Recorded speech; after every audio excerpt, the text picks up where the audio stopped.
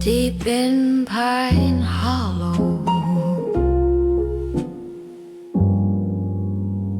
secrets never sleep.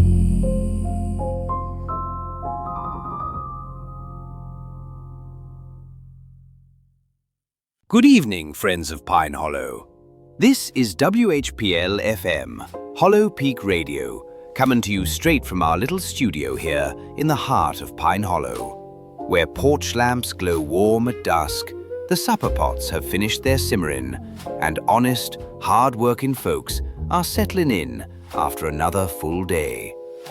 On this Tuesday evening, December the 9th, 1941, it surely is a pleasure having each and every one of you tuned in with us. Now then, before we settle in together, I'd like to say a word of welcome to those listening tonight, for this marks the very first broadcast of WHPL FM, Hollow Peak Radio. Pine Hollow may be small, but there's always a story humming beneath the quiet. Some light, some ordinary, and some that give a fellow pause. This evening, we'll begin taking a gentle look at one such story.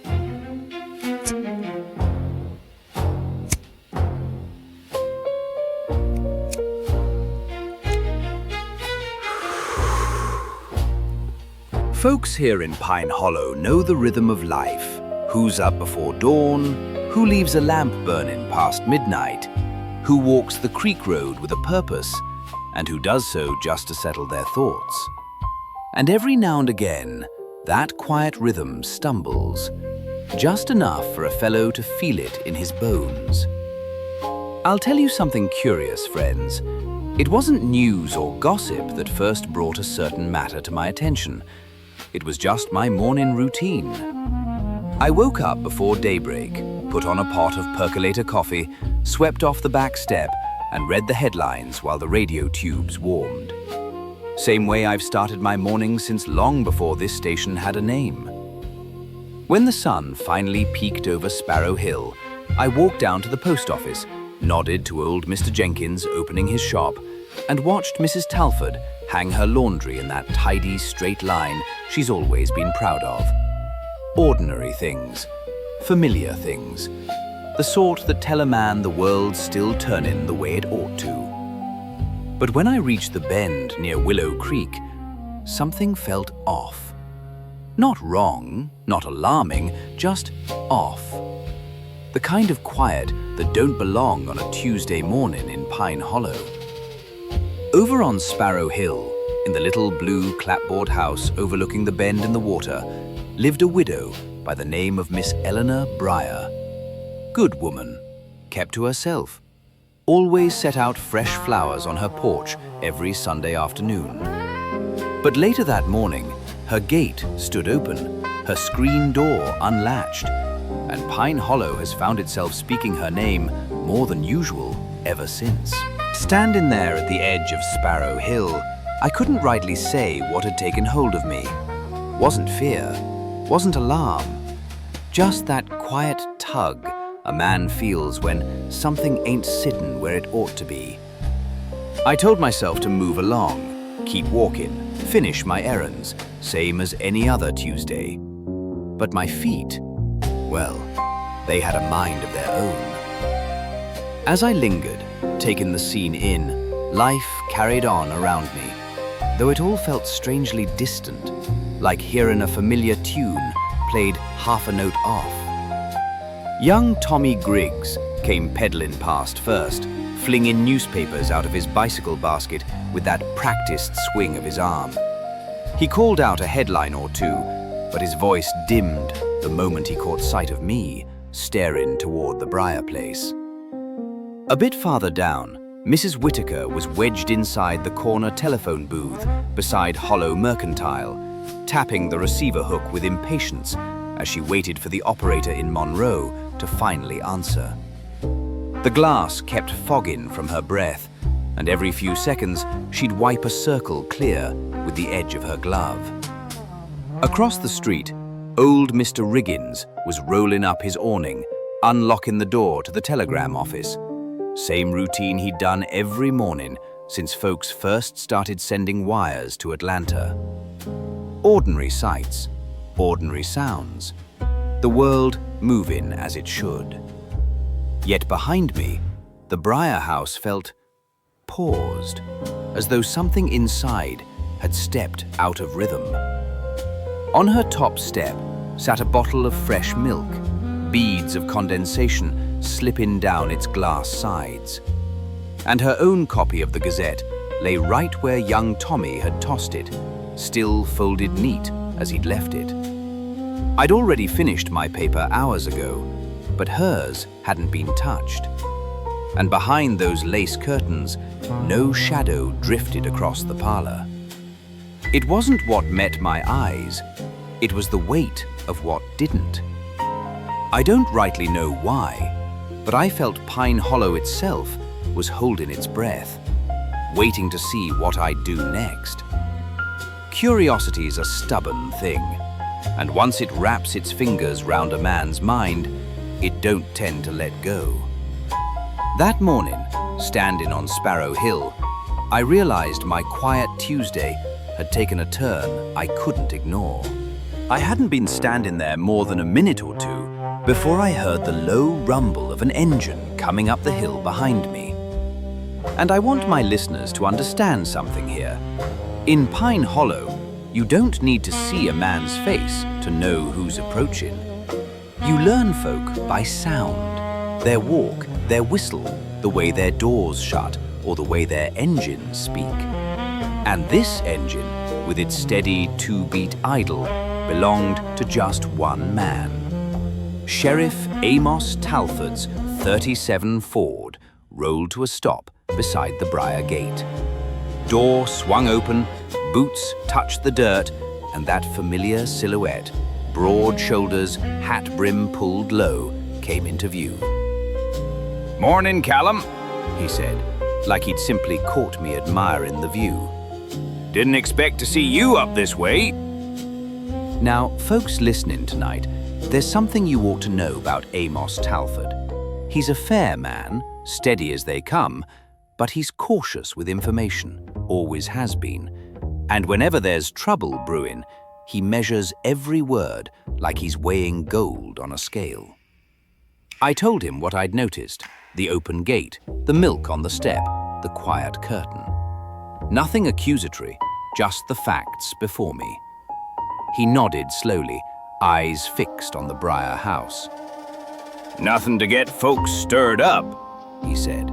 "Miss Eleanor hasn't been feeling her best. We've had a call or two. Likely just tired herself out." Now, pay close attention here, because Pine Hollow folk would catch this, but maybe those beyond our town limits wouldn't. Miss Eleanor Briar wasn't the type to let herself get tired out. She'd scrub her porch railing before sunrise, and she'd walk Willow Creek twice before supper. If she'd asked for help, that alone would have been news. So when Amos said it so smooth, so rehearsed, I felt a quiet pinch inside me. "Did she call for help?" I asked. He hesitated, just a heartbeat. But around here, a heartbeat's enough to raise questions. "We'll check on her," he said finally, stepping toward the porch like he meant to put an end to things right then. But I saw it, and I want you listeners to know I saw it. A look in his eyes. Not surprise, not worry, recognition. As though he'd expected to find that door open, that milk untouched, that house still. And that, friends, is when I realized the sheriff wasn't discovering a problem. He was meeting one he already had a notion about. Sheriff Talford had only stepped inside for a handful of seconds when I heard him call out, "Callum, best come take a look at this." And I'll confess to you right now, my heart gave a little jump. Not from fear, but from that quiet, electric feeling a man gets when he knows the truth is standing real close by. I stepped through Eleanor Breyer's doorway, and the very air met me like a closed fist. Still, heavy. The kind of stillness that don't belong in a home at daybreak. Like the walls themselves were waiting, listening, holding their breath for someone to name what had happened there. Sunlight pushed through the lace curtains, laying long, thin stripes across the parlor floor. Dust drifted in those beams, slow, patient, as though time itself had grown cautious. And right off, I noticed something the sheriff either overlooked or chose not to speak on. A parlor chair, tilted just slightly off its place. Not toppled, not disturbed by chance, but moved. Shifted the way a person might rise too quickly, or brace themselves, or reach for something in haste. "Eleanor must have fainted," the sheriff said, trying to keep his voice steady, almost rehearsed. But fainting don't shift a chair by inches. Fainting don't drag the leg just so. And here's something I want you listeners to bear in mind, and Pine Hollow folk will know I'm right on this. Eleanor Breyer was particular about her home. Every rug laid straight, every cushion tied neat, every corner dusted with near reverence. Yet there, where the chair leg met the floor, her parlor rug was bunched. Subtle, hardly noticeable, but wrong all the same. Sheriff Telford cleared his throat, one of those short, clipped sounds a man makes when he's trying to pull the reins on a situation. "Appreciate your help, Callum," he said, "but I reckon I can take it from here." Now, any other day, I might have tipped my hat and stepped aside. But something in that room held fast to me, something more than dust motes and a crooked parlor chair. I noticed the sheriff shift his boot just as I made to step forward. Not aggressively, just enough to guide my foot away from a particular patch of floor. And listeners, if you've been with me from the start, you know I don't take kindly to being steered. I looked down, slow and deliberate, and saw exactly what he was blocking. A small, oval-shaped smear just beside the leg of the end table. Not large, not bright, but something caught the light, a faint, reddish hue. "Rust," the sheriff said quickly, before I'd even opened my mouth. "Old table leg, bad nail. Don't mean a thing." Only problem was, I'd helped Eleanor Breyer carry that very table into her house last summer. She'd polished it every Sunday afternoon. Not a spot of rust on it. I crouched a little, letting my fingers hover over the mark, careful not to touch. Reddish, yes, but not the color rust takes. More like something thinned, wiped hurriedly, brushed aside without care. The sheriff's boots shifted again. "Callum," he warned softly. Now folks, if you're distracted in any way right now, stop what you're doing, because I want my listeners to hear this part clear. Because it ain't often a man's voice gives away more than his words. Sheriff Telford wasn't warning me off for my sake. He was warning me because he was afraid of what I might find next. I rose back to my feet, brushed off my coat sleeve, and offered him a polite nod. "Course, Sheriff," I said, keeping my tone friendly. "Just making sure I'm seeing things straight." And so while the sheriff kept his boots planted firm, blocking that small reddish smear, my eyes drifted past him, taking quiet inventory of the room. The end table, the mantel, the rug's bunched corner. And then, something caught my attention. Just under the sofa skirt, half hidden in shadow, lay a small object, no bigger than a thumbprint, glinting faintly, like a coin forgotten in a hurry. Sheriff Talford hadn't noticed it. Or maybe he had, and wanted to keep it from view. Either way, I let my hand drop casual-like, brushed my boot along the floor, and nudged the object closer. When the sheriff turned toward the mantel, I slipped it into my coat pocket, smooth as a whisper. Heavy, cold, metallic. I'll be straight with you. The moment I felt the shape of that little thing, something in my memory stirred. Not a picture, not a face, but a familiar weight. One I hadn't felt in years. Before I could settle my thoughts, a faint sound echoed deeper in the house. Soft, brittle, like a floorboard shifting under careful weight. The sheriff froze. I saw it in the tilt of his shoulders. "Old house," he muttered, far too quickly. "Boards settle." But no houseboard settles like that. Not sharp, not sudden. Not like someone taking one careful step. I kept my voice easy. "Sheriff, you sure no one else was here this morning?" He turned to me, and for just a breath, a single heartbeat, his eyes betrayed him. A flicker of something sharp, guarded, afraid of the wrong question. "Only me," he said, "and now you." The room felt smaller then, like the walls themselves knew something the sheriff didn't mean to reveal. I shifted my weight, the hidden object pressing lightly in my coat, reminding me it was there, reminding me that I hadn't told the sheriff why I recognized that weight so quickly. And believe me, there was a moment, a dangerous one, when I almost said too much. Almost said who I was before Pine Hollow, before radio broadcasting, before I learned to keep my past tucked away like a loaded pistol in a locked drawer. But I swallowed the words, cleared my throat, and offered the sheriff a polite nod. "Lead the way, Amos," I said, as though nothing at all was out of place. Sheriff moved first, boots creaking against the floorboards as he made his way toward the hall. "Bedroom's this way," he muttered, like he was inviting me along, though every muscle in his back said he wished I'd stayed outside. I followed a few paces behind, hand brushing the inside of my coat, reassuring myself the clue I'd pocketed was still there. That cold little weight steadied me, like something familiar in a strange place. The hallway stretched narrow, shadows clinging to the baseboards, and the air grew colder the farther we went. Not draft cold, something else, something still and watchful.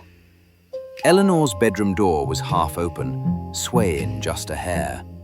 Sheriff pushed it gently, and the hinges gave a soft groan. Her room was neat as a hymn book, quilt folded sharp, slippers side by side, Bible resting on the nightstand. Everything placed with purpose, except for one thing. A porcelain teacup lay on the floor, tipped on its side, handle cracked clean through. Sheriff Talford glanced at it, then away too quickly. "Probably fell," he said. "Probably," I echoed, though both of us knew Eleanor Breyer didn't leave things probably. Not her. Not ever. I crouched down, letting my fingers hover. The cup wasn't dusty, meaning it hadn't been sitting there long. Inside the rim, a faint smear of lipstick. And there, next to the bedpost, a second mark, a darker one. A thumbprint, smudged, too large to be Eleanor's. I didn't speak it aloud. Not yet. Sheriff's eyes narrowed. "You see something, Callum?" I straightened slow, brushing my coat as though dusting it. "Just taking in the room," I said lightly. His jaw worked a moment, muscles tight beneath his skin. "I told you," he said. "She wasn't feeling well, that's all." But my good listeners, if you'd been there, you'd notice His voice didn't match his words. There was a tremor in it, frustration, fear, or something caught between the two. That's when I felt it. That prickling at the back of the neck a man gets when he's not alone. The kind that don't announce itself loud, but creeps in soft, like eyes watching from a crack in the door. Somewhere deeper in the house, faint and distant, a sound echoed. Not a board settling, not a mouse. A shift, like fabric brushing wood. Amos heard it too. I saw it in his shoulders, but he said nothing. Just tightened his grip on his belt and stepped backward, blocking me subtly from looking down the far end of the hall. And right then, I realized something important. Something I want you listeners to take to heart. The sheriff wasn't just hiding what happened to Eleanor Breyer. He was hiding who else might be in that house. The sound echoed again. Soft, quick, unmistakable. This time, it wasn't the creak of wood or the sigh of an old house. It was footsteps, light ones, moving away from Eleanor's bedroom and down the far end of the hall. Sheriff Talford snapped his head toward the noise, but only for a moment. Then he caught himself, set his jaw, and turned back to me with that stiff, practiced calm of his. "Well, Callum," he said quietly with a smile, but his eyes were serious. "That's enough for today."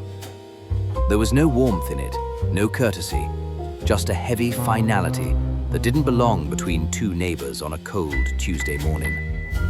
I took one slow step forward, hoping to catch another sound, a shadow, anything. But the sheriff's arm shot out, barring my path. "I said that's enough."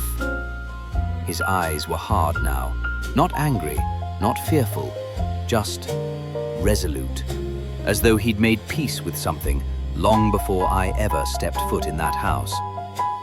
"We'll handle the rest," he muttered. "Ain't got the resources for outsiders meddling." Outsiders. That word hit sharper than it should have. Sheriff Talford rarely chose his words careless, and calling me an outsider wasn't casual conversation. He meant it, and he meant for me to hear it. I tipped my hat, stepped back into the hallway, and let him usher me toward the front door. But as I crossed the threshold, something outside caught my eye. A flash of movement between the pines. Quick, low, gone in an instant. Not a deer, not a stray dog. A person. Someone slipping away from the Breyer house just as the sheriff forced me out. My pulse kicked hard in my chest. I stepped off the porch, boots hitting the cold dirt, and followed the trail down the path. That's when I saw it. A set of footprints pressed into the frost behind the house. Fresh, deep, leading straight into the woods. And listeners, here's the part that chilled me clean through. There were two sets. One small, one larger. Both heading away from Eleanor Breyer's home, not a single print returning. Something had left that house this morning, and it hadn't come back. I turned toward the trees, breath fogging in the cold, cigar still smoldering in my hand, heart beating a shade faster than I cared to admit. The trail was waiting. The truth was calling. And just as I took my first step forward, the sheriff's voice echoed from the porch. "Callum, don't." I didn't look back. Some warnings come too late, and as I stared into those dark pines, I realized this wasn't just a quiet death in a quiet little town. This was the opening line of a story Pine Hollow never meant to tell. And we, you and I, listeners, we've only just stepped into the shadows of it. To be continued.